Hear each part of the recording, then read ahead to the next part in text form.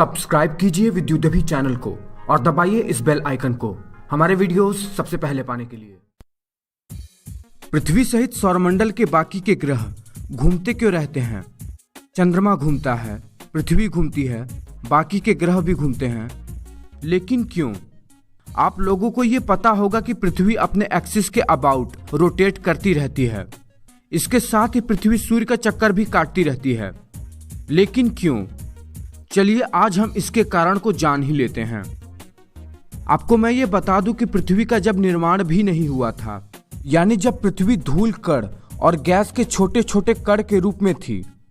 मैं बात कर रहा हूं गैस के उस विशाल बादल का जिससे पूरे सौरमंडल का निर्माण हुआ था। यानी जब पृथ्वी धूल कण के छोटे छोटे कण के रूप में थी, तब से ही पृथ्वी घूम रही है। कैसे? चलिए मैं आपको पूरी बात बता देता हूं। आज से लगभग 4.5 अरब साल पहले जब सौरमंडल का निर्माण हो रहा था, तब नवजात सूर्य के चारों ओर गैस और धूल कण के बादल घूमते हुए एक डिस्क का निर्माण कर लिए थे, जैसा कि आप अपने स्क्रीन पर देख रहे हैं। डिस्क में मौजूद गैस और धूल कण निरंतर घूम रहे थे नवजात सूर्य के चारों ओर।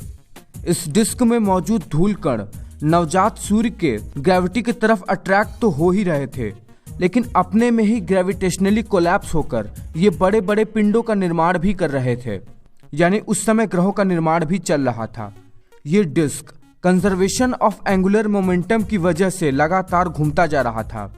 समय के साथ साथ इस डिस्क के सेंटर में आज के हमारे इस सूर्य का निर्माण हुआ, और इसी डिस्क में सूर्य के चारों ओर घूमते हुए धूल कण भी आपस में घूमते हुए ही ग्रेविटेशनली कोलैप्स होकर ग्रहों का निर्माण किए। मैं आपको ग्रहों के निर्माण और तारों के निर्माण के बारे में